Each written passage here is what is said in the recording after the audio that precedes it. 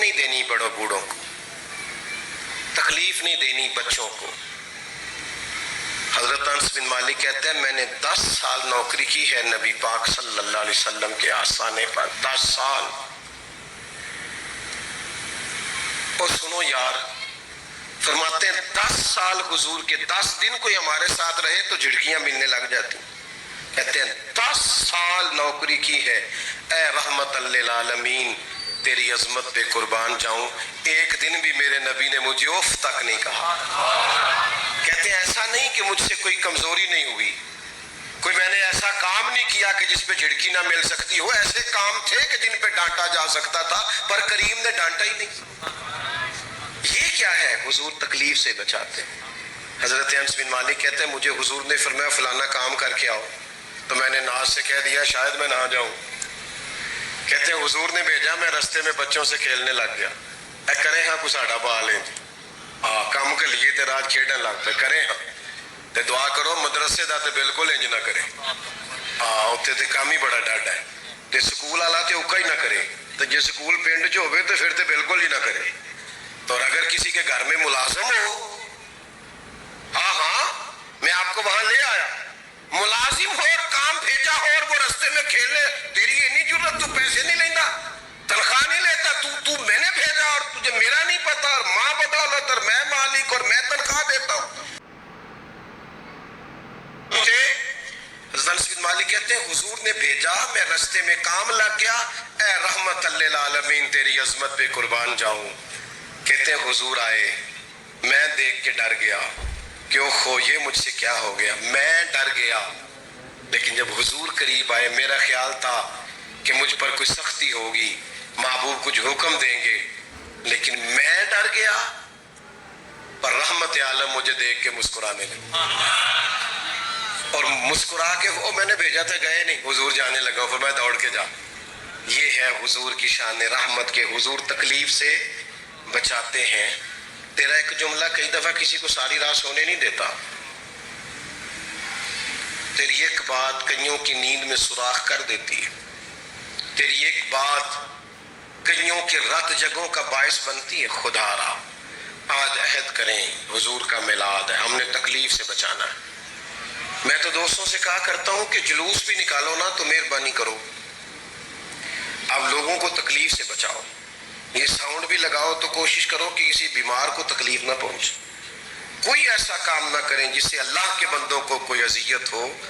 ہمیشہ محبتیں بانٹیں، پھول تقسیم کریں، اپنے رویے سے بھی، لہجے سے بھی، انداز فکر سے بھی۔ یہی میلاد کا سبق ہے کہ آسانیاں بانٹنی ہے۔ تھوڑی تھوڑی کوشش کریں گے آج کے بعد انشاءاللہ، کوشش کریں گے ہماری وجہ سے کسی کو تکلیف، تھوڑا تھوڑا سلسلہ کریں گے انشاءاللہ۔ یہ گھر جاتے ہی جو کہہ دیتے ہو نا ہے کی پکایا ہے، تو بھائی تم ہی گرمی چ کھلو نا گھنٹہ کو چولہے اگے، تو پتہ چل جاتا ہے کیا پکایا ہے۔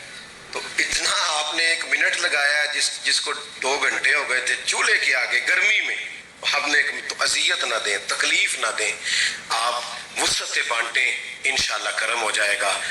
کہ فلاں کو تکلیف ہوگی لہٰذا میں یہ ضروری قرار، رحمت عالم صلی اللہ تعالی علیہ وسلم نے بہت ساری خواہشات کو چھوڑا، بلکہ حضرت عائشہ صدیقہ رضی اللہ تعالی عنہ بیان فرماتی ہیں کہ کبھی یوں بھی ہوتا کہ حضور کسی عمل کو کرتے پھر اس لیے چھوڑ دیتے کہ اگر میں نے اسے مستقل کیا تو یہ میری امت پر کہیں فرض نہ ہو جائے، یہ کہیں میری امت پر ضروری۔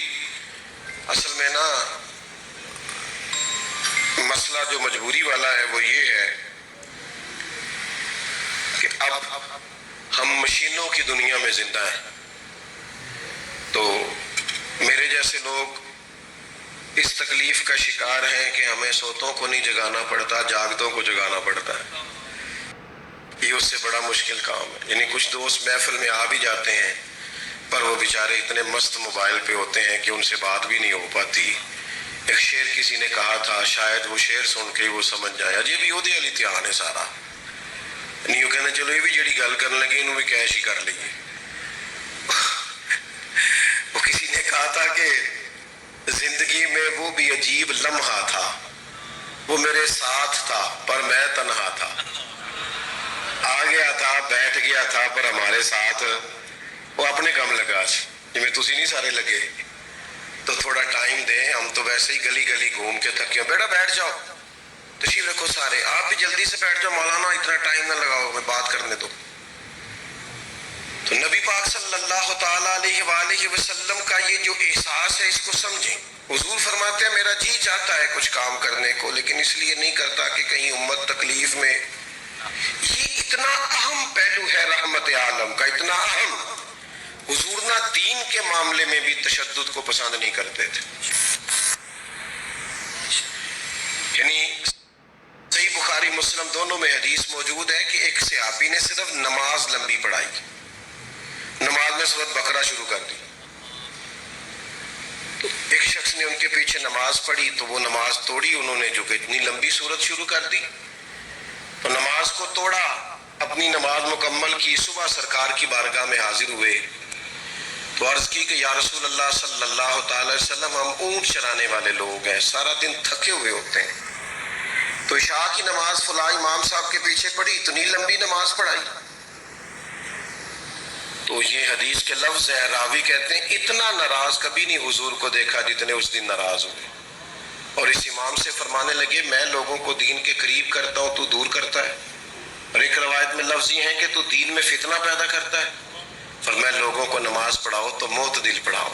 نماز اللہ کی عبادت ہے نا, جتنی کرے برکت ہے نا, لیکن حضور نے فرمایا اس میں بھی کسی کو تکلیف دینا ہمیں گوارا نہیں ہے.